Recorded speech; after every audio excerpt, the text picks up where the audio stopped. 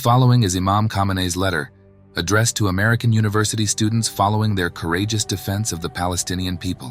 In the name of Allah, the most gracious, the most merciful, I am writing this letter to the youth whose awakened consciences have moved them to defend the oppressed children and women of Gaza. Dear young students in the United States of America, this is our message of empathy and solidarity with you. You are now on the right side of history, turning a new page. You have now become part of the resistance front and have begun a dignified struggle under the ruthless pressure of your government, which clearly defends the oppressive and merciless Zionist regime. You have begun a dignified struggle. For years, the Great Resistance Front has been fighting afar with the same consciousness and sentiments that you possess today. The aim of this struggle is to halt the barefaced oppression perpetrated by a ruthless terrorist network known as the Zionists. They have for years inflicted the harshest pressures and tortures upon the Palestinian people after seizing their country. The genocide perpetrated by the Zionist apartheid regime today is a continuation of decades of the most heinous oppressive behavior.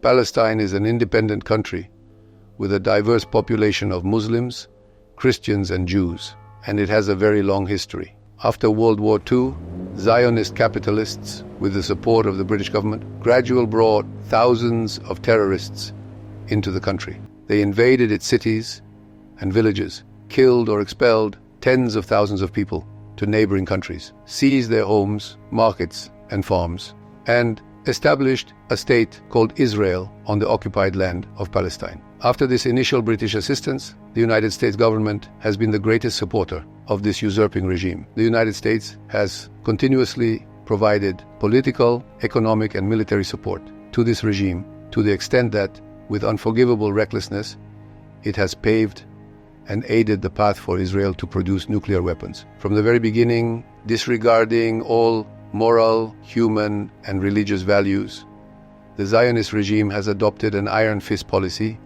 against the defenseless people of Palestine.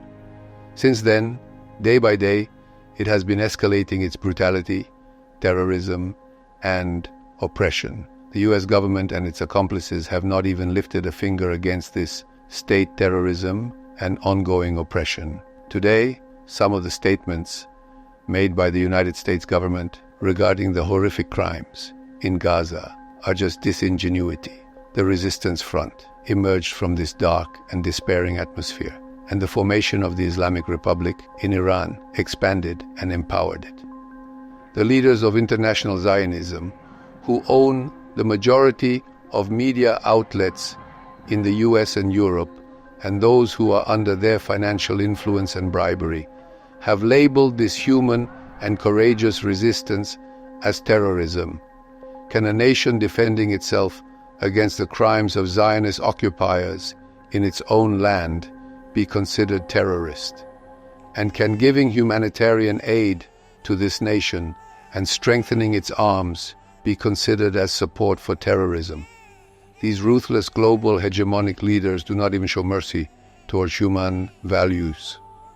They pretend that the terrorist and merciless Israeli regime is defending itself, and they label the Palestinian resistance, which defends its freedom, security, and right to self-determination, as terrorism.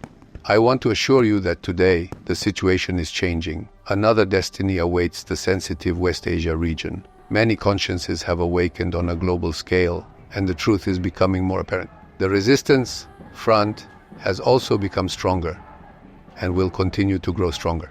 History is also turning a new page. Along with you, students from dozens of universities in the United States, other universities, and people from other countries have also taken a stand. The support and solidarity of university professors standing with their students is very significant and carries much weight. It can be reassuring when facing the severity of government-directed police attacks. I also empathize with you, young people, and highly respect your steadfastness. The Quran's lesson for Muslims and all people of the world is to stand firm in the path of truth. So remain steadfast as you have been commanded.